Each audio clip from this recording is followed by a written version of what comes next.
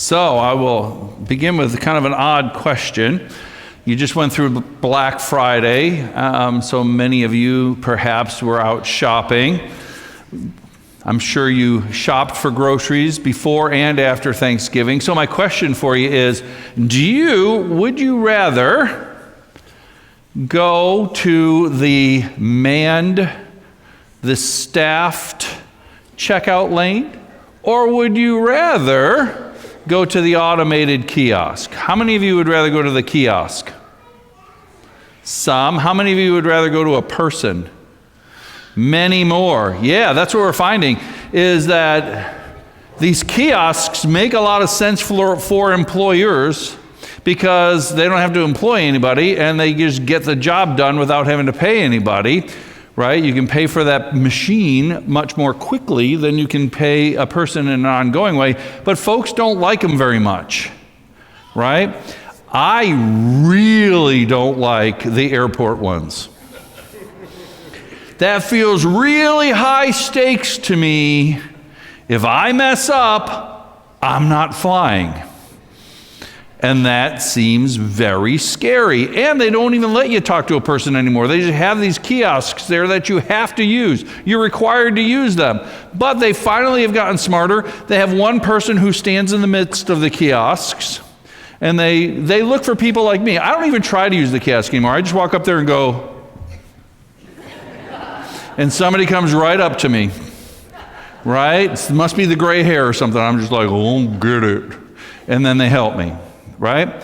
People really don't like them. And the technology has been around for a long time. I don't know if you are aware of this, but ATMs, they were invented in the 1960s. That's a long time ago. And they are finally now catching on. Matter of fact, banking has been one of the first places where this transition has happened from people to automated. I read recently that 96% of Gen Z and millennials will never enter a bank in their lifetime. They open their account online. They put money into it online. They get money from ATMs. They just simply don't enter banks. All because it's all automated. All because of the kiosk. That's how it started. Here's one industry that they have found will never go to the kiosk, and that is the hotel industry. They are so equipped and so ready and so willing to not pay somebody to have you walk into your hotel lobby and just walk up to a thing, press a bunch of things on a kiosk, and have it spit out a room key. They would love that. People can't stand that. They loathe that idea. And the reason? Because if you've been traveling, driving all day, or flying all night, and you get to this place and you're weary and you're exhausted, you don't want to walk up to a kiosk. You want to be greeted by a human. Even though you know it's not your home, even though you are fully aware that it is a substitute home, you want somebody to say to you, welcome home. It's that important. And so we continue to have people at hotels just for us. We need this. We need to be welcomed. Well, we're starting the Advent season. The church maintains the Advent season and stands against what has become a societal and cultural norm. We have Thanksgiving the day after it's Black Friday, and it's the Christmas season. Now, it's just a semantics thing. It's just a label, because Christmas season as we do Christmas and Advent are pretty much the same. It is a season of preparing for the day and preparing for the coming of the Lord and preparing for our family gatherings. It is a time of preparing and waiting, and that's really what Advent means. Matter of fact, Advent is a word that actually means that. But we start with the prophets, and we hear in the prophets all of this talk of preparation. We're going to go through Isaiah, who had an uncanny ability to really look through and understand what God was predicting and been able to write and speak of all of the many ways in which we knew that the Messiah was coming. He talked about it over and over and over again. What we know about Isaiah is that it was 3 books, all kind of done by 3 different authors, and yet they were all unified in message, and so they are considered biblically as one. Isaiah actually means God is salvation, or the salvation of God. And we see in Isaiah all of the predictions that come true. Again, we know Advent to mean coming or arrival, and that's what we're doing. Again, we're planning for the arrival of the Lord. And Isaiah himself is talking about the one who is to come. He was 1,000 years ahead of time, but he's talking about the one who is to come. So as we look at the author, we see themes in there. And in Isaiah 40, we see the theme of predicting a voice. A voice comes before the Messiah, one out in the wilderness, and it is a voice actually that is ultimately meant to comfort us. That's how it starts. Comfort, oh comfort my people. And then a voice cries out, prepare. Prepare for that arrival, right? And that everything will be leveled out, that this Messiah that comes will even it all out. And we see all these inequities in our world, we see all inequities in life, and he talks about it in terms of nature, that the valleys will be raised, that the mountains will be lowered, and that everything will be made even. Why? Because this Messiah will bring comfort and peace. That's what the Messiah will do.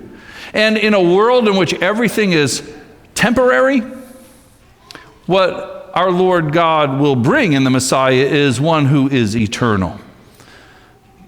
We hear this, and it's supposed to be good news. It's tough for us because it's supposed to be good news, although it ultimately is. But we hear that the grass withers, the flowers fade, and the word of the God will stand forever. However, the things that are temporary are all of the material things, all the beautiful things like in nature, but actually even people are temporary. But the emotions, the feelings, the love that we share, these are the eternal things. And so while we hear kind of what we perceive to be bad news, is that these things will be temporary, it's actually good. Because the best of us will live on. Now we move over to Mark, and exactly who Isaiah predicted is how the Gospel of Mark begins. We have no birth story in Mark's Gospel. It just starts with Jesus' public ministry, and the one who is coming ahead, the voice in the wilderness, is John the Baptizer. After referring back to Isaiah, he says that he baptizes for the forgiveness of sins, this temporary thing, but the one who comes after him will be eternal. I kind of feel like John the Baptizer is that crazy uncle who comes at Christmas time. The one that you got to put up with, and it's going to be kind of wild and weird. And I know some of you are looking at me like I don't have one of those. If you don't think you have one of those, you might be that one. Just saying. Right? And so, we have to try to figure out how to prepare for them, how to gift for them. And that can be a challenge. Family dynamics can always be so hard. But my friends, here's what I see happening in our world today. Here's what's wrong with our societal and cultural expressions and preparations for Christmas is we spend so much time, energy, and effort preparing for the temporary, getting the right gift, putting out the right decorations, having the right meal, making the right menu. If we have our grandchildren coming, child-proofing the house, doing all these things that are all fine, don't get me wrong, but they are all based on the temporary. And I see so many of you who I love just getting so worn down to the nub, so that instead of giving the best of yourself, you wind up ill-prepared and you give the worst of yourself. And you wind up struggling with the family members that you struggle with. The goal should really be about preparing oneself to be the most hospitable, the most welcoming, to welcome people home. And even if you're the one who's the guest, to welcome them into the home of your heart, rather than worrying about the stuff. There is an old saying, and it is trite and it is cliche, and I apologize, but it is nonetheless so true, that people don't care what you know until they know that you care. And my addendum for you for this holiday season is people don't care what gift you give them until they know that you actually care about them.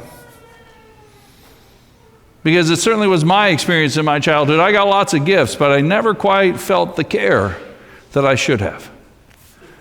And it is my hope that when you prepare less for giving the perfect gift and more for perfectly caring for the people it's hard to care for. Care first and give second. Well, there's an old commercial, and I remember it distinctly from when I was a young adult. It made such an impression on me. It was from Folgers. And the commercial was called Peter Comes Home, and it was this commercial of what I assumed to be a college kid. It could have been a young adult, but a college kid coming home early Christmas morning. He gets there in the wee hours, and of course it's Folgers, so he makes a pot of coffee, and the glorious smell of Folgers coffee wakes up his whole family, and they come down and greet him.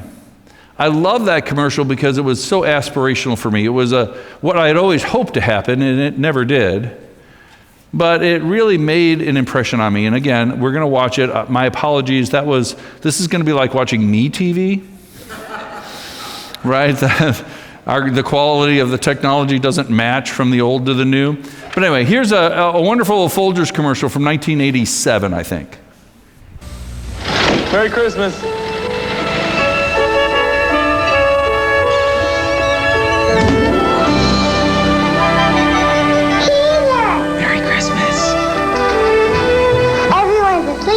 I know how to wake him up. Come on.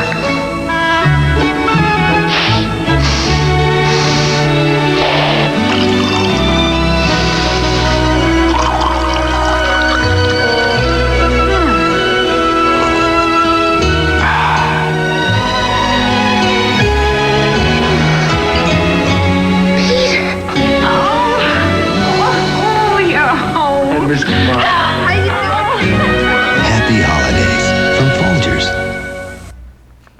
That commercial made such an impression on folks, and it was such a cultural phenomenon that was actually 20 years later, they updated it and redid it. And I think they even did it better. Let's take a watch.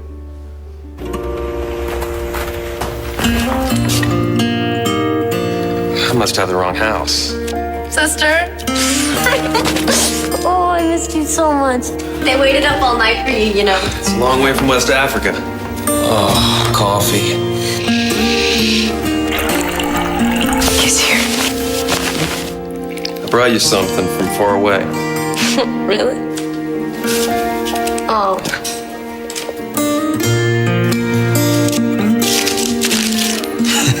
What are you doing? You're my present this year. The best part of waking up is Folgers in your cup. Remember, you're the best present that you can give to the ones that you love. Through all of the preparations, all of the stuff, it's like grass. It fades and withers. But how you care and are cared for, that is eternal. Prepare well. Amen.